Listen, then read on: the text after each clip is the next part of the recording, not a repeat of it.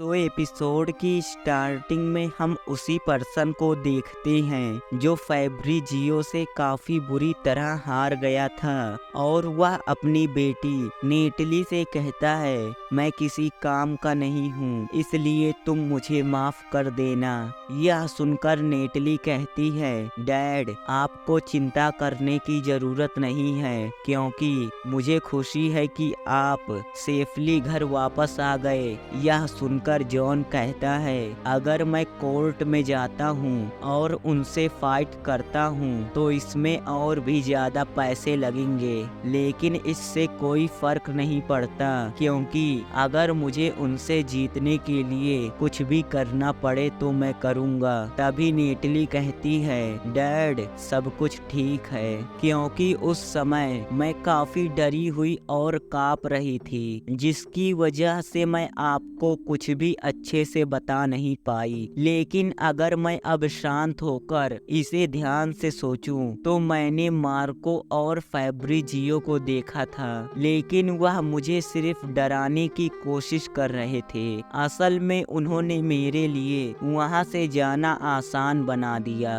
और उन्होंने मेरे साथ कुछ भी नहीं किया था, इसलिए आपको उन लोगों से और फाइट करने की जरूरत नहीं है।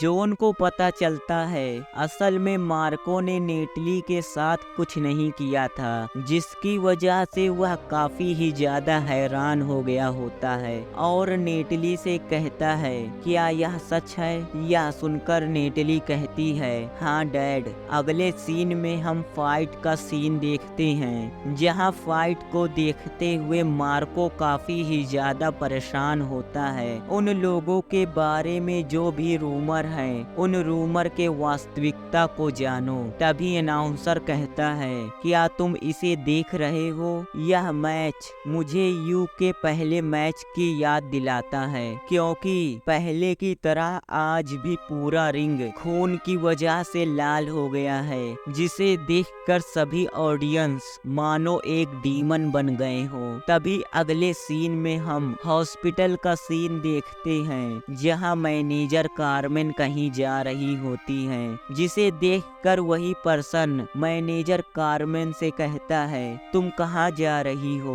क्या तुम इसे पुलिस को रिपोर्ट करने जा रही हो, या तुम प्रेस कॉन्फ्रेंस तक रुकोगी, या तुम प्लानिंग कर रही हो कि तुम मैच के मिडल में रिंग के अंदर रश कर दोगी, जिसकी वजह से एक सीन क्रिएट हो जाएगा। लेकिन तुम जानती हो कि इन सब का कोई फायदा नहीं होगा। मैं यकीन से कह सकता हूँ कि तुम्हें अब तक पता चल गया होगा कि यह सब किसने किया है, और तुम यह भी जानती होगी कि कोच के बस जीतने के लिए क्या कर सकते हैं। मैं यह सब तुम्हें बस हमारे रिलेशनशिप की वजह से बता रहा हूँ। तुम सोच भी नहीं सकती कि जब वह मिलिट्री में थे तो उन्होंने कितने सारे लोगों को मारा था। उनके लिए किसी को मार देना या मर जाना कोई बड़ी बात नहीं है। मैं होप करता हूँ कि तुम कुछ बेवकूफ़ी भरी चीज नहीं करोगी, और एक फ्रेंड होने के नाते तुम मेरे बातों पर थोड़ा ध्यान दोगी। इन सभी बातों को सुनकर मैनेजर कार्मेन काफी ही ज्यादा गुस्सा थी, लेकिन वह कुछ भी नहीं कर सकती थी। तभी हम रिंग का सीन देखते हैं, जहां फैब्रिजियो की हालत काफी ही ज्यादा खराब होती है। यह सब देखकर कोच के मुस्कुरा रहे होते हैं। तभी मार्को मन में सोचते हुए कहता है, मुझे नहीं लगा था कि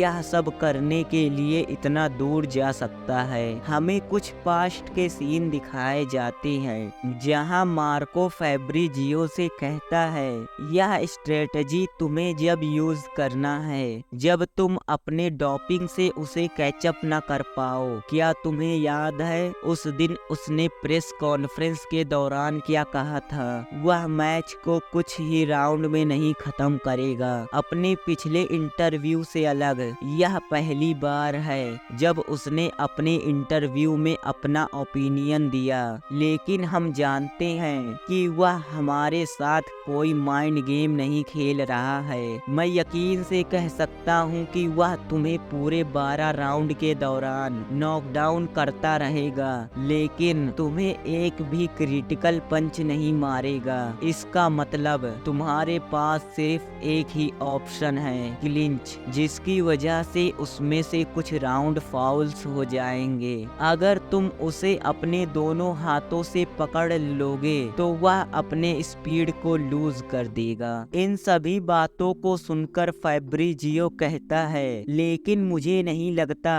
वह मुझे ऐसा करने देगा। यह सुनकर मार्को कहता है, हाँ तुमने सही कहा। नॉर्मली तुम्हारे ओपोनेंट तुम्हारे सर्कल में फंस जाते हैं या तो वह तुरंत ही एक पंच को थ्रो कर देते हैं। वह तुम्हें नॉकडाउन करने की पूरी कोशिश करते हैं, लेकिन वह अलग है। हम फैब्रिजियो को देखते हैं जो किसी तरह का स्टैंस लेने लगता है। वह इस मैच को इतनी आसानी से नहीं खत्म करेगा। फैब्रिजियो के ऐसे स्टैंस को देखकर अनाउंसर चिल्लाते हुए कहता है, आखिर हो क्या रहा है? क्योंकि फैब्रिजियो ने जानबूझकर अपने गार्ड को डाउन कर दिया।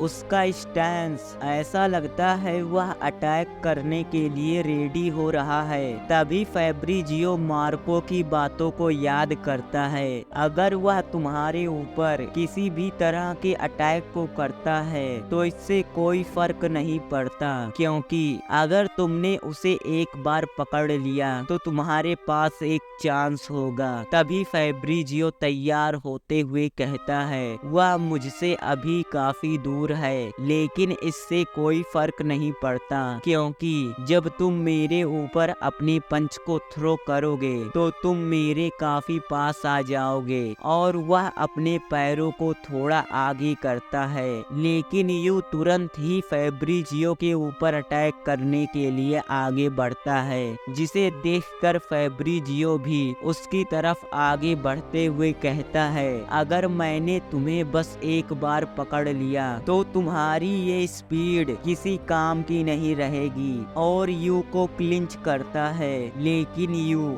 अपनी जगह से गायब हो जाता है, जिसकी वजह से फैब्रिजियो पूरा शॉक हो जाता है। और तभी फैब्रिजियो को फील होता है कि उसके पीछे एक डीमन खड़ा है, लेकिन उसके कुछ रिएक्ट करने से पहले यू उसके ऊपर पंचेस की बारिश कर देता है। यू की ऐसी स्पीड को देखकर जो सभी चीजों से परे है, अनाउंसर शॉक होते हुए कहता है, आखिरकार रिंग के अंदर चल क्या रहा है, क्योंकि मैं इसे अपनी आंखों से देख रहा हूँ, लेकिन फिर भी मुझे इस पर यकीन नहीं हो रहा है। एक सुपर ह्यूमन स्पीड, क्या ऐसा हो सकता है? फैब्रिजियो के ऊपर मानो किसी चीज से लगातार कट मारा जा रहा हो, जिसकी बॉडी से ब्लड पानी की तरह बाहर निकल रहा है। फैब्रिजियो की ऐसी हालत देखकर मार्को पूरा हैरान हो जाता है। वह यू के डिमोनिक फॉर्म को देखता है, जो मैनेजर कार्मेन को याद करता हुआ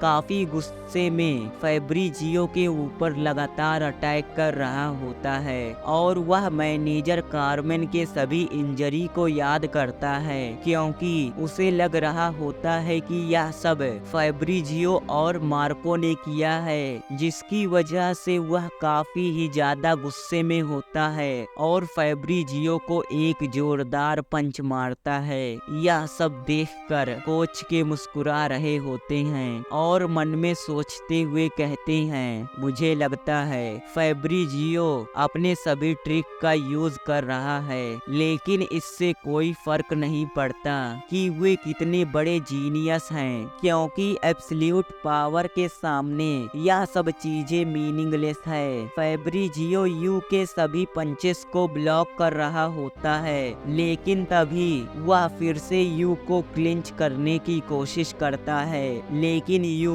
उसे डॉच कर लेता है और अपने एक पावरफुल पंच को फैब्रिजियो की तरफ थ्रो कर देता है और फैब्रिजियो भी उस पंच में बह रहे पावर को फील कर सकता था और उसे पता चल गया था कि अब उसे डॉच नहीं किया जा सकता है और वह पंच आकर सीधा फैब्रिजियो के पेट पर लगता है। यू की ऐसी टेरिफाइंग पावर को देखकर सभी लोगों की रूह कांप जाती है और सभी के पसीने छूटने लगते हैं। इतने पावरफुल पंच की वजह से फैब्रिजियो की आंखें ब्लैंक हो जाती हैं और उसके पूरे फेस पर सिर्फ ब्लड ही ब्लड लगा होता है। यह सब देखकर सभी ऑडियंस एक मॉन्स्टर की तरह हंसते हुए कहते हैं, सेंटोरिनो क्या तुम्हें मजा आ रहा है? इतनी ज्यादा क्रिटिकल पंच लगने के बाद भी रेफरी इसे एक लो ब्लो कह रहा है। यह देखकर फैब्रिजियो काफी ही ज्यादा हैरान हो जाता है और गुस्से से कहता है, क्या रेफरी ने उसे एक लो ब्लो कहा? क्या वे लोग अंधे हो गए हैं? मुझे यकीन नहीं होता कि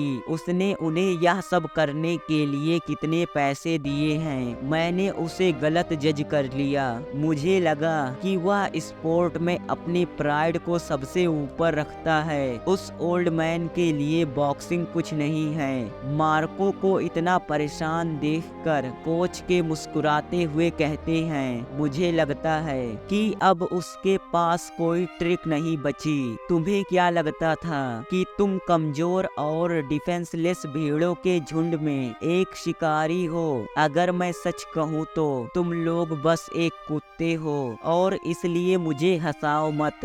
यू के इतने ज्यादा पावरफुल पंच को ब्लॉक करने में अब फैब्रिजियो को भी काफी दिक्कत हो रही होती है और उसे वही बात याद आती है जहां कोच के ने उनके मदर को प्रोस्टिट्यूट कहा था, जिसे याद करके वह काफी ही ज्यादा गुस्सा हो जाता है, जिसकी वजह से वह यू के ऊपर अटैक करता है। लेकिन इसका कोई फायदा नहीं और इतने सारे डायरेक्ट पंच अपनी बॉडी पर लेने के बाद फैब्रिजियो की आंखें बंद होने लगती हैं और वह कहता है, मुझे अच्छा फील नहीं हो रहा है और मैंने अभी तक अपनी बॉडी पर कई सारे डायरेक्ट हिट्स को ले चुका हूँ और तभी यहीं पर पहला राउंड खत्म हो जाता है। लेकिन फैब्रिजियो अचानक से वोमिटिंग करने लगता है। यह देखकर अनाउंसर कहता है, देखने से लगता है कि फैब्रिजियो की बॉडी को काफी डैमेज हुआ है। फैब्रिजियो को वोमिटिंग करता देख